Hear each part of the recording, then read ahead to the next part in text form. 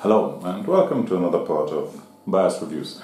Now, today I would like to show you the Red Dot 50 or 5D. I don't know, I guess it's Red Dot 50 and by AT3 Tactical. There is a very nice review, if I remember. I will put a link in the description where you can see this thing being tortured to see its resistance, and it's really incredible. Now, why I got it? I have on one of my ARs a Vortex Red Dot that I'm very happy with.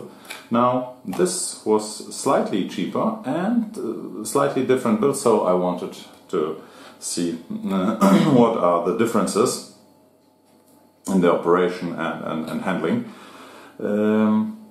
What I did get was the low version with a low mount. Why? Because there's two reasons. There are two or three versions with a high mount with different heights. But I don't like the screw, the nut that is on the high mount to attach it to the Picatinny ray, and this is reason why. One, and reason two being, this was much cheaper. So this thing without the high mount was probably in the $60–70 range. With the high mount was probably around $130, so almost twice the price. And I ordered, because I want to have a high mount, I ordered from from UTG a Picatinny raise mount, because this thing's at least on the pictures look nicer to me. So let's have a look at both of them. This is what you get. There is a battery, CR2032 standard battery, then manual, and I think it looks like a sticker. Nice thing to have. That's what's in the box. Allen wrench key and, or maybe, well, Torx, and the Red Dot itself, and a cloth to clean the lenses. So let's get it out. We have some silica gel to keep it dry.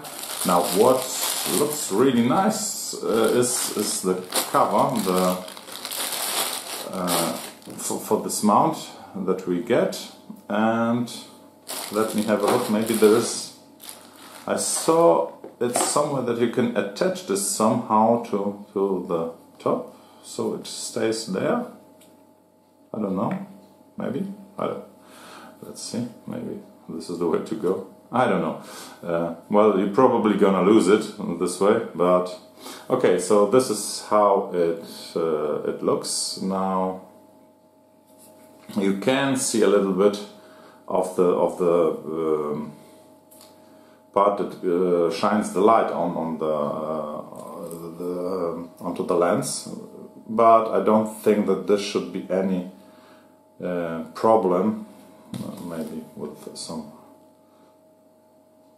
lighter background you can see it's here, but I don't think that it's a big obstacle to narrow your field of view. Don't think this should be a problem. So this is how it looks. This unscrews, I guess, yeah, and this is where the battery compartment is. You put the battery in here and you're good to go. This is for windage and elevation. Sorry, this and this are for windage and elevation, and it has the same thing that I really like about Red Dots. It has, I will put the caps on so that I don't accidentally touch the lenses. So I get the covers on.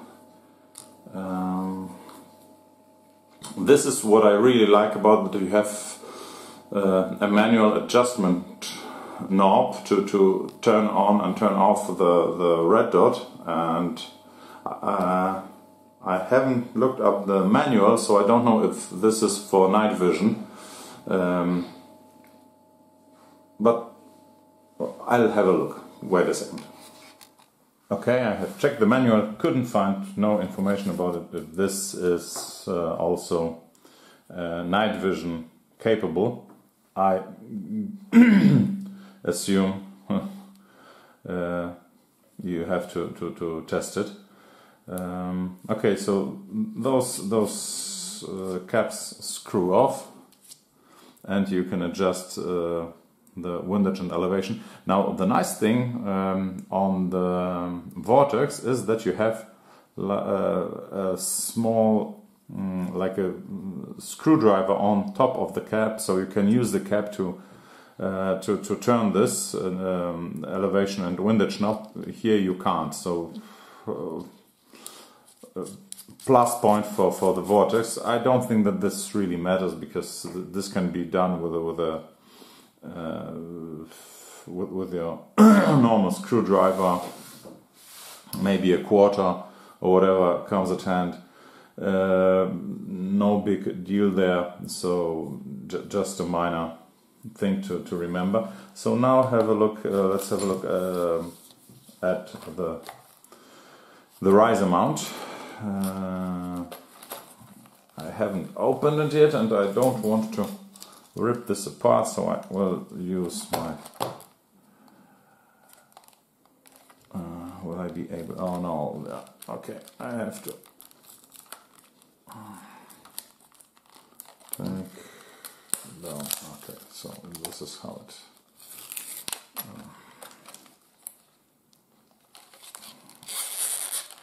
so it won't get damaged. Let's have a look. And now once again, screw and key, and this is how it looks. I really like UTG stuff, and this is very nicely built. It's you don't have, because on the original razor it doesn't look like this. On this low razor, on the high razor, you have a nut sticking out on the other side. I know it's not a big deal, it's not a problem, but this just looks slightly cleaner, nicer. You have those two screws, so it really is very nice. It's not very expensive. I think I paid something around $12 for it, and it's very lightweight. It has those two stops, so it will stop from on the Picatinny rail the razor from moving. Really nice thing. I will put it on my gun, so give me a second. I will get my gun, and we will mount it on. See you in a few seconds. Okay, I got my AR out, and since I have the Vortex already on my other AR 15, I just wanted to have a look where the placement is that I'm good with it. I don't know, maybe I will try to put the other red dot slightly more to the back and see how it goes, so I have a comparison. This is chambered in a 223 Winchester and or 5.56 NATO, and this is chambered in 300 Blackout. Besides this, that they are almost identical, just the barrel on this seems to be slightly shorter if we compare them one to another. Okay, so let's see. Okay, maybe a little bit to the back. Let me which key is which? I think this one came with the UTG. So let's get it out and put it on. Now I will unscrew those bolts a little bit. Okay.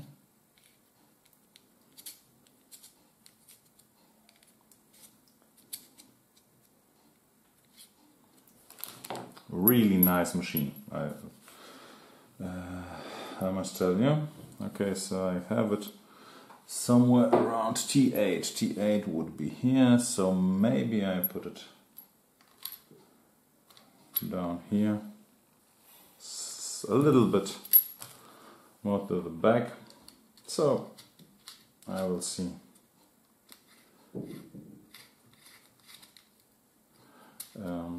Okay, and remember to push it to the back so the recoil won't mess with it.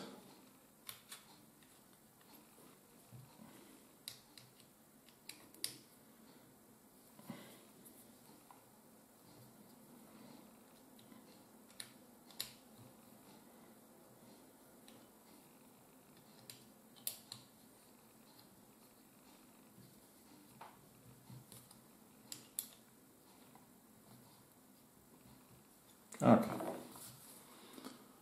seems to be okay. So which side is the one we look in? Okay, this is the out side. So let me see. This of course won't, no, it won't fit. It's a little bit too large. But hey, we got another one that came with it. So let's undo the nut of the screw. Okay, it was under spring tension, and I took it out all the way. So put it, let's say, one turn back in. And once again, this is the side to look into. Okay, I will position it on the center. I think.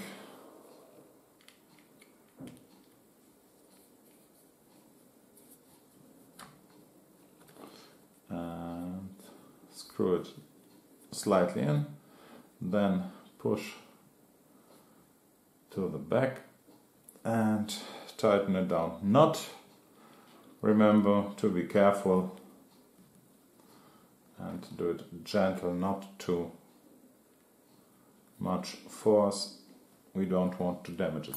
Okay, so this is how it looks, and let's have a comparison to the Vortex. So they are in size, I would say, almost identical. Both have very similar caps, very similar adjustment.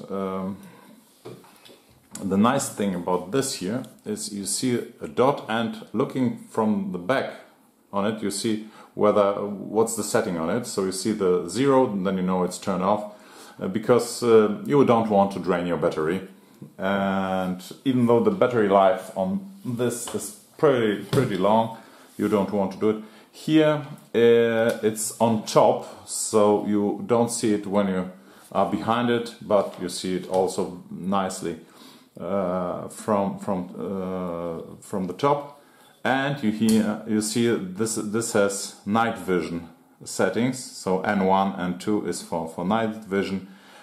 I assume that settings 1 and 2 on the AT3 will also be for night vision. So this is the AT3 Tactical Red Dot. It's not a review as per how does it function, because there are other videos out there, and I will try to link it into the description. It was rather more of an unboxing. One thing to mention, at the current prices, because this thing went up, at least here in Poland, I was able to buy this for 40% of this. Okay, added the additional riser, I was probably in the 55% range of this, and my guess is they are more or less the same. I have no experience with high class, high-end red dots, but I'm happy with this, so I guess I will be happy with that as well. So thanks for watching. See you on the next BIOS review. Bye. Okay, one thing too that I would like to add. I inserted the battery, and it turns out that in setting 1, this red dot is much brighter than this one, or the other one by Vortex. I would say that setting 1 equals somewhere settings 4 to 5 on the Vortex, so this is much brighter. They are equally clear, I would say.